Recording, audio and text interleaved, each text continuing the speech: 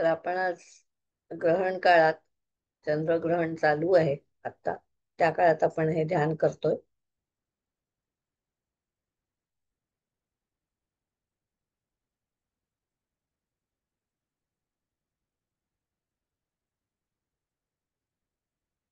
7 September 2025.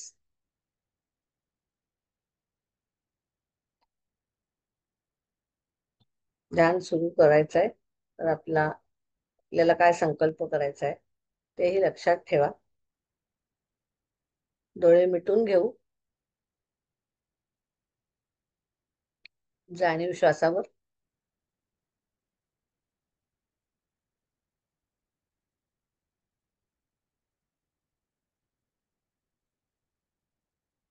श्वास अगदी सहज येतोय, जातोय.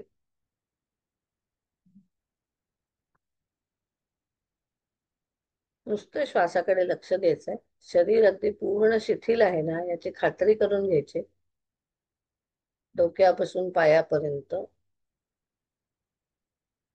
शरीर शिथिल, शिथिल, अगदी शिथिल करायचं आहे. विशेषतः खांदे. खांद्यावर काही भार असेल तर तो मनानेच खाली ठेवून द्यायचा.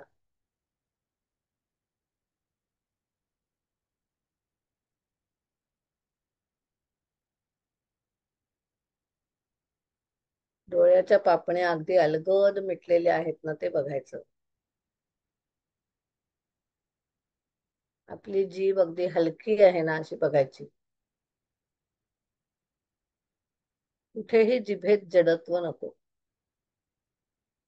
जडत्व असेल तर ते मनाने काढून टाकायचं.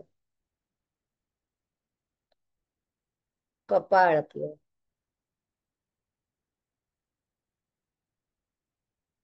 कुठेही ताण नको कपाळावर.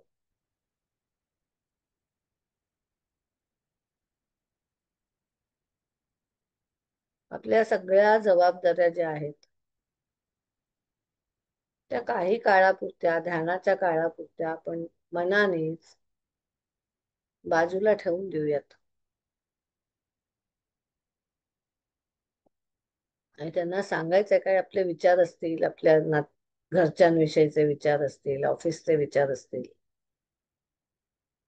आपल्यावर आजसाठी उद्यासाठी टाकलेल्या काही जबाबदाऱ्या असतील, हे पूर्ण करायचंय, ते पूर्ण करायचंय, ते सगळं थोड्या काळाकरता, ध्यानाच्या काळाकरता आपण बाजूला ठेवून देऊ.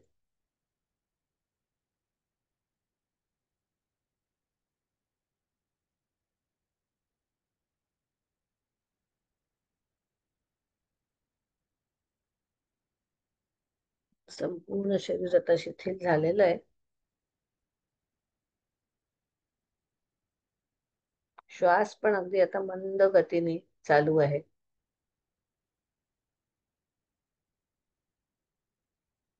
मे बी अगदी शॅलो ब्रिथिंग. खांद्यापर्यंत ब्रिथिंग असेल किंवा घशापर्यंत असेल किंवा अगदी नाकात पुरतच ब्रिथिंग असेल. जेवढं ब्रिथिंग शॅलो असेल तेवढं उत्तम.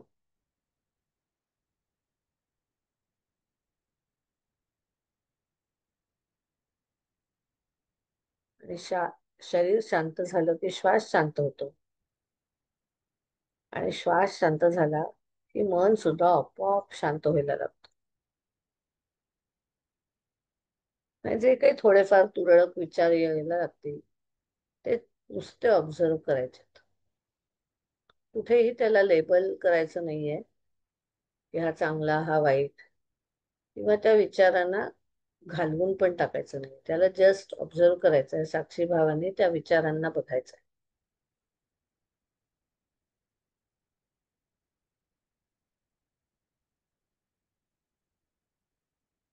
आपली कुलदेवता, आपली इष्टदेवता, आपले गुरुजन यांना आवाहन करायचं आहे.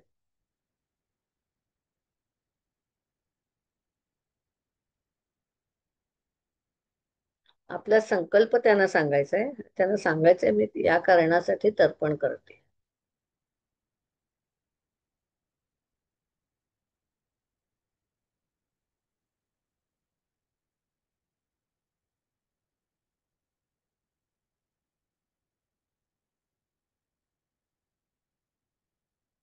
गळ्यातून उच्चार केला तरी चालणार आहे संकल्पाचा. शॉर्ट संकल्प करा. 2-3 संकल्प केले तरी हरकत नाही.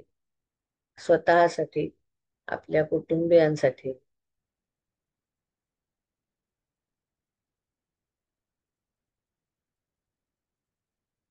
सगळ्यांच्या कल्याणासाठी, समृद्धीसाठी संकल्प करायचा आहे. आरोग्यासाठी संकल्प करायचा.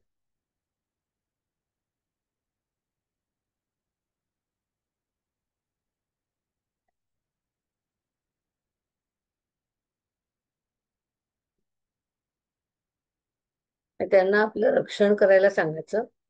त्या सर्वांना मास्टर्स आपण म्हणणार आहोत. मास्टर्स ना आपलं रक्षण करायला सांगायचं.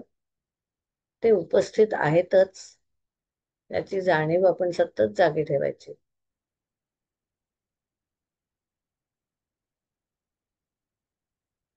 त्यामुळे आपल्याला ते योग्य मार्गदर्शनही करणार आहे.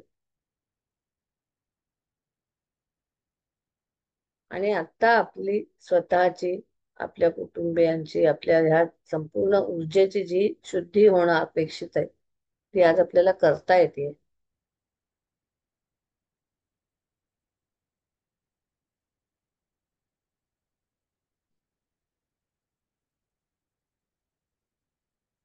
तर्पणाची सुरुवात आपण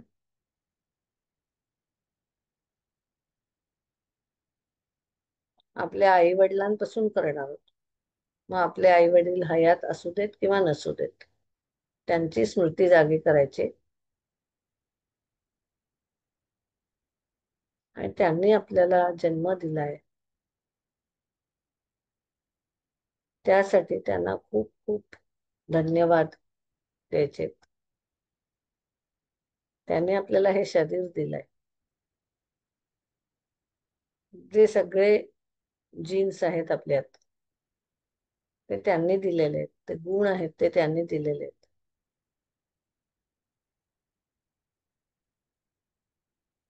त्यासाठी त्यांचे खूप खूप आभार मानायचे मनापासून. त्यांच्या आपल्याला काही गोष्टी आवडलेल्या नसतील आई बाबा दोघांच्या, त्यांना त्यांना सांगायचं की मला हे आवडलं नसलं तरी इट्स ओके. तुम्ही तुमचं आयुष्य जगायला मोकळे आहात.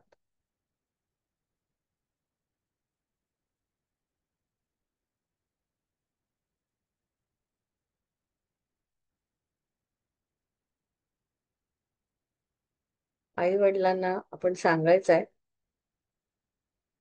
आपण आपलं नातं पुन्हा एकदा प्रस्थापित करायचं आहे. तुम्ही माझे आई बाबा आहात, मी तुमची मुलगी आहे, मुलगा आहे, जे नातं असेल ते.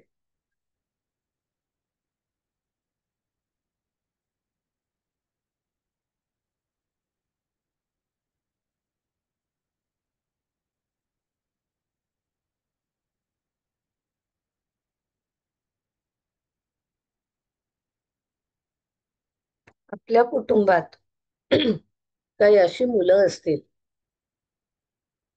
की जी जन्माला येऊ शकली नाहीत किंवा जन्माला आल्या आल्या गेली, खूप लहान असताना गेली. मग ते मिसकॅरेज असेल, अबॉर्शन असेल किंवा अगदी जन्माला आल्यावर इन्फंट डेथ असेल. आपल्या कुटुंबातली आठवायची अशी मुलं. मग अबॉर्टेड आपल्याला माहिती असलेली अर्थात. आणि मेन्शन करताना माहीत नसलेल्यांना सुद्धा आपण इन्क्लूड करायचं आहे. Give them a place in your heart. You are my family असं म्हणा. आणि त्यांच्या सद्गतीसाठी प्रार्थना करा. त्यांना सांगायचं की तुम्ही अडकून पडू नका. तुम्ही, आपण एकाच कुटुंबाचे भाग आहोत. मग ते जेनेटिक कुटुंब असू देत आपलं, नाही तर इमोशनल कुटुंब असू देत.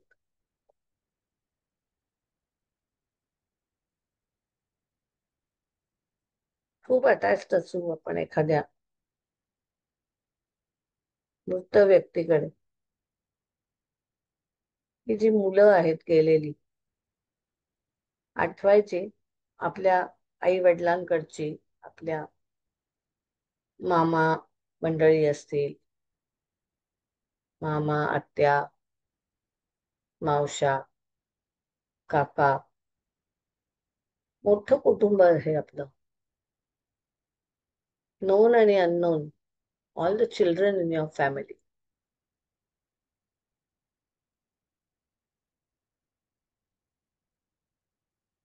जे जगू शकले नाहीत काही कारणाने.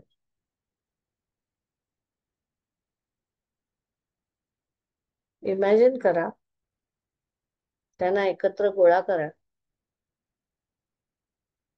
8-10 मुलं असतील, 20-25 असतील. जे तुम्हाला गट फिलिंगने आकडा तिथे ठेवावा असं वाटेल मुलांचा, तेवढी मुलं मुली मिळून आपल्या समोर ती आहेत ती मुलं. आणि असं त्यांना, हे जे गुरुजन आहेत, त्यांना सांगायचं गुरुजनांकडे जायला.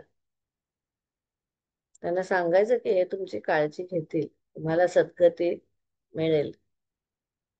आणि फील देम स्माइलिंग. ही सगळी जी छोटी मुलं आहेत,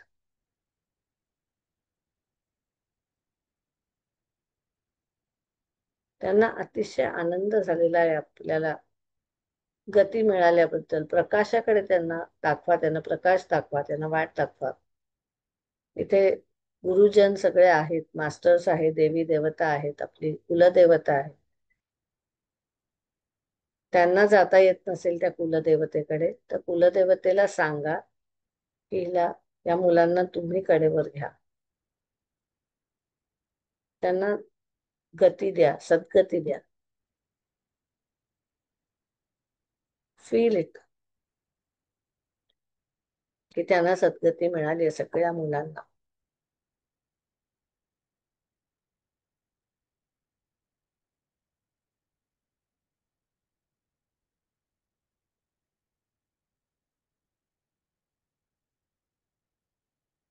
आणि हे करत असताना आपल्या देहातून सुद्धा काहीतरी मोकळं होत आहे असं आपल्याला जाणवेल. खूप काही गोष्टी शरीरात अडकून पडलेल्या मोकळ्या झालेत याची जाणीव होते.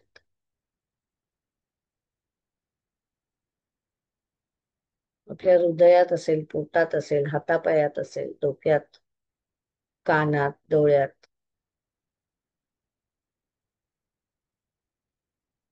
तर ह्या सगळ्या अवयवातून काहीतरी निघून जात आहे. ही जशी मुलं त्या भगवंताकडे जात आहेत, सद्गतीला प्राप्त होत आहेत, तसं आपल्या देहातून सुद्धा काहीतरी निघून जात आहे आणि सद्गतीला प्राप्त होत आहे.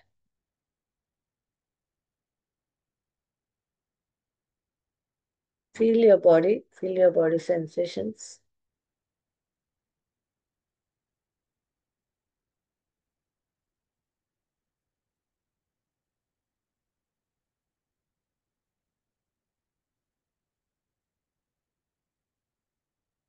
आणि आता याच पद्धतीने आपण आपल्या कुटुंबातल्या ज्या मुली आहेत, महिला आहेत, आई, आत्या, मावशी, काकू, काकी, मामी, बहिणी, आजी आजोबांची भावंडांमधल्या सगळ्या मुली,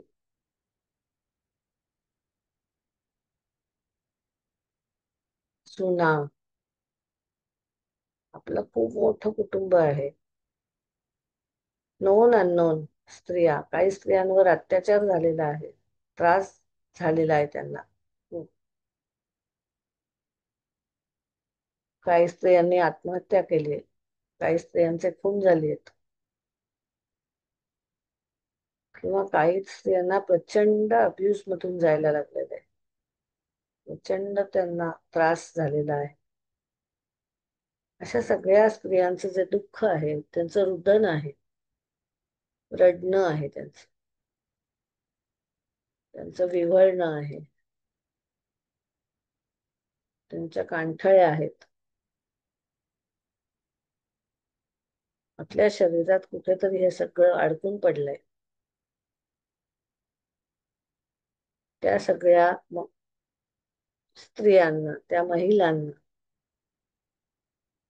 एकत्र आणायचं आहे.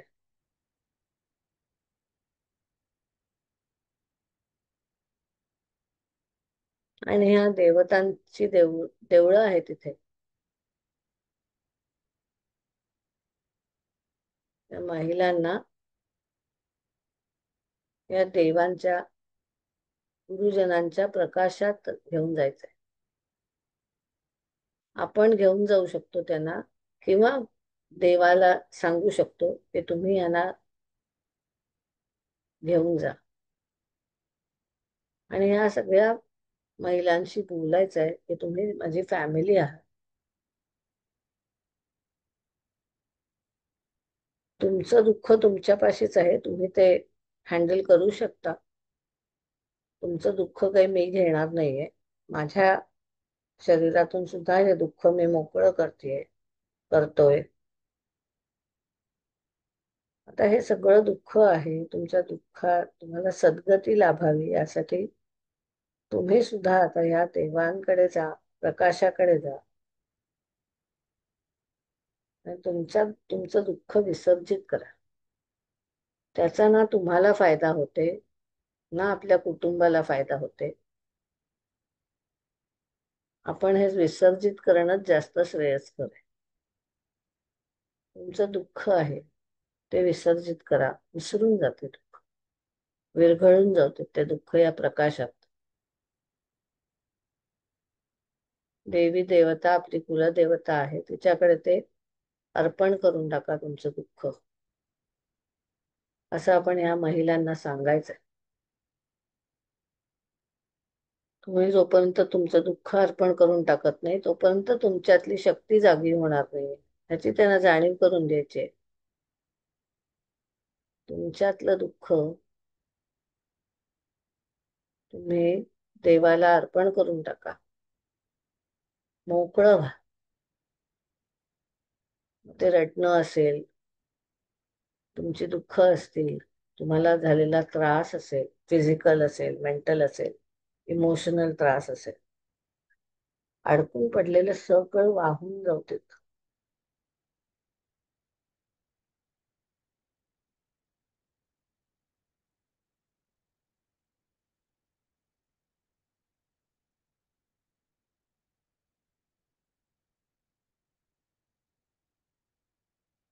आणि या स्त्रिया जशा बलवान होतील, तसा प्रत्येक व्यक्तीतलं स्त्रीत्व बलवान होईल. त्यामुळे आपल्याला त्यांना सद्गती मिळाल्यावर, त्यांनी त्यांचं दुःख विसर्जित केल्यावर आपल्या देहातही आपल्याला परिवर्तन झालेलं दिसेल. खूप काहीतरी दुःखाचं ओझं मोकळं झालंय. आपल्या जीन्समध्ये, आपल्या DNA मध्ये आपण ते कॅरी केलेलं होतं, ते मोकळं झालंय. आपल्याला खूप बरं वाटतंय, हलकं वाटतंय,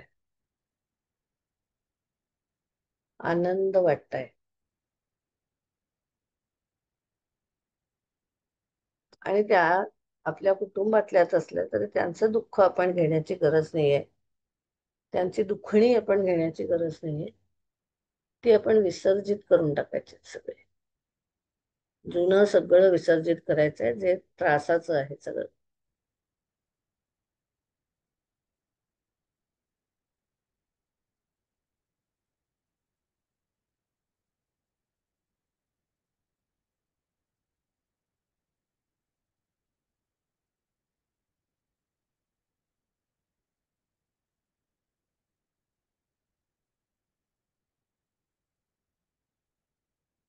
आणि आपल्याला मे बी दृश्यही दिसेल, या सगळ्या महिला असतील की सांगितलं तसं काही जणांचं आत्महत्या असेल, अकाली मृत्यू झालेला असेल त्यांचा, किंवा विचित्र मृत्यू झाला असेल, ऍक्सिडेंट असेल, किंवा रोगराईतून मृत्यू झाला असेल, त्रासदायक मृत्यू असेल, त्यांना त्यांचं हे दुःख विसर्जित केल्यावर अतिशय हलकं वाटतंय आणि मोकळं वाटतंय. आणि त्यांना मोकळं वाटल्याबरोबर आपल्यालाही मोकळं वाटतंय, बरं वाटतंय.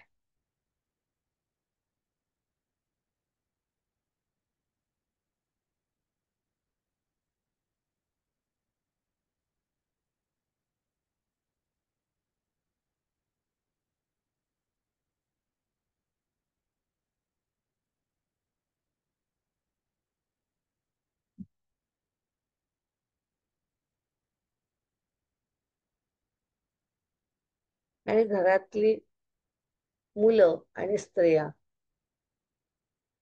जेव्हा आनंदी होतात, आपल्या फॅमिली मधल्या कुटुंबातला आनंद वृद्धिंगत व्हायला लागतो. अतिशय कुटुंब संपूर्ण आनंदी होत. आपल्या जी आत्ताची फॅमिली आहे, अगदी मित्रपरिवार सुद्धा असेल, तिथे ह्या आनंदाचं रोप मोठं होत आहे असं आपल्याला जाणवेल.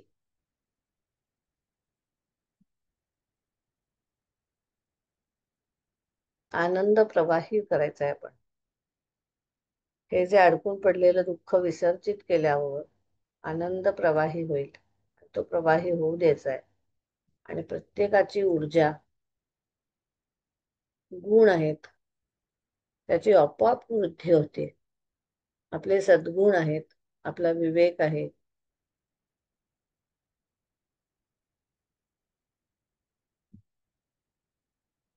आपल्यातलं सत्व आहे, त्याची वृद्धी होते. आनंद, तृप्ती याची वाढ होते. आपलं शरीर बलवान होत चाललेलं आहे, भावनांनी बलवान, सद्भावनांनी बलवान. फिजिकल तर आरोग्य वाढतच आहे, पण मनाचं आरोग्य सुद्धा वाढत आहे. चित्त शुद्ध होत आहे.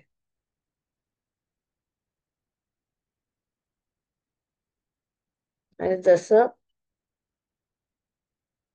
या गेलेल्या लोकांना गती मिळाल्यावर, त्यांनी त्यांचं दुःख विसर्जित केल्यावर आपल्याला आनंद झाला, तसं आपण आनंदी झाल्यावर त्यांचंही दुःख विसर्जित होणार आहे. त्यामुळे आपलं दुःख सुद्धा आपण विसर्जित करायचंय आणि ह्या आनंदाची वृद्धी करायची.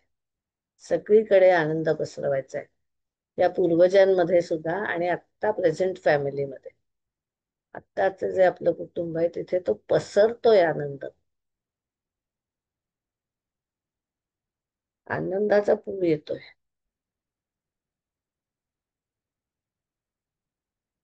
जो अगदी परलोकात सुद्धा जातोय, पितृलोकात जातोय.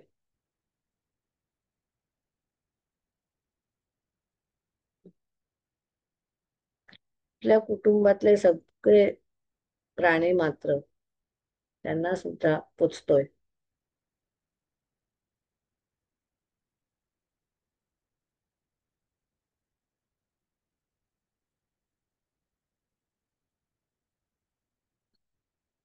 आणि आता अशा या सुंदर तर्पण क्रियेनंतर आपण पुन्हा वर्तमानात येणार आहोत.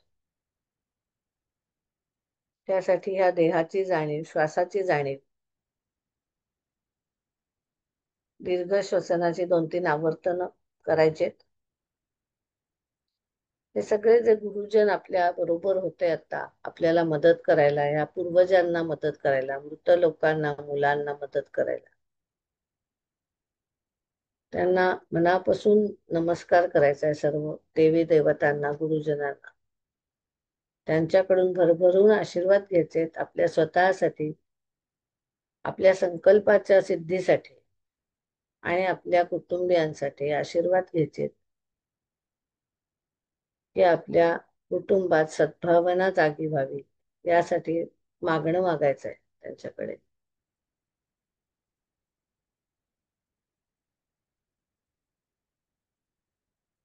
आपलं कुटुंब आरोग्यदायी ठरावं.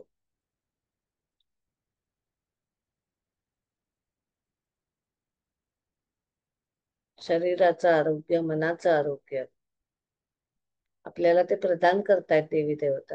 ते घ्यायचंय भरभरून आशीर्वादाने. मग तो आशीर्वाद प्रकाश रूपाने असेल, सुगंधाच्या रूपाने असेल,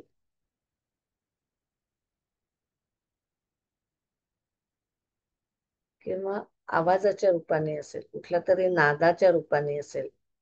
तो प्रवाही करायचा आहे आपल्या स्वतःच्या शरीरात, संपूर्णच्या आपल्या पेशींमध्ये प्रवाही करायचा आहे. आणि आपल्या शरीरातून तो आपल्या शरीराच्या बाहेर कुटुंबात पसरतोय. बी इन द प्रेझेंट नाव.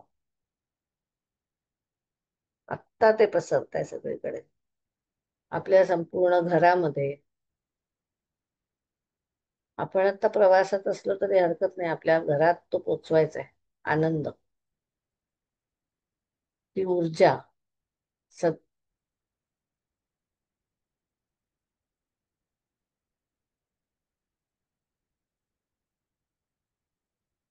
दीर्घ श्वासाची आवर्तनं चालूच आहेत. नाभीपर्यंत श्वास येतोय जातोय. दीर्घ श्वसनाची आवर्तनं चालू असू देत. आपल्या प्रत्येक शरीरातल्या पेशीत जातोय तसं आपल्या प्राणिक देहाच्या प्रत्येक नाडीमध्ये नाडीची शुद्धी होतीये. आपल्या मनाची शुद्धी होतीये, भावनांची शुद्धी होतीये, विचारांची शुद्धी होते. एवढी ऊर्जा आपल्याला मिळते ह्या गुरुजनांकडून. ती आपण स्वीकारायची आणि ती प्रवाही करायची आपल्याच शरीरात, आपल्याच मनात, आपल्याच प्राणकोशात, आपल्या चित्तामध्ये.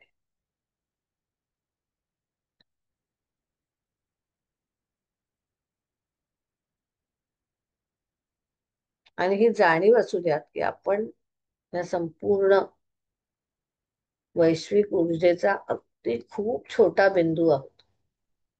ही जाणीव असू द्यात.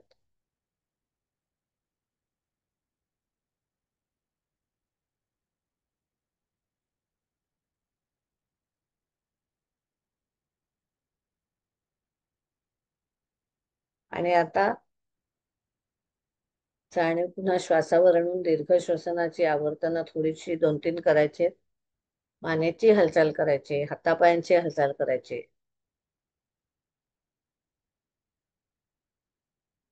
थोडस शरीर स्ट्रेच करायचं आहे आळस दिल्याप्रमाणे.